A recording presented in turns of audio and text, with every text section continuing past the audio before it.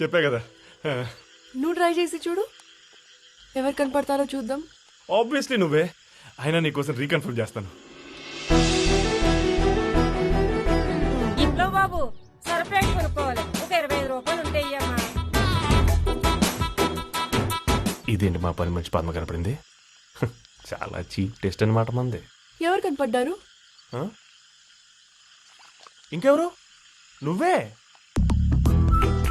నన్ను సేవ్ చేయడానికి ఊబని చూడకుండా దూకేవు. Thank you Viplav, I love you. Viplav, Viplav, Viplav. తాడు తీసుకురండి. వాడు ఎక్కడ? అక్కడ. తాడవరా?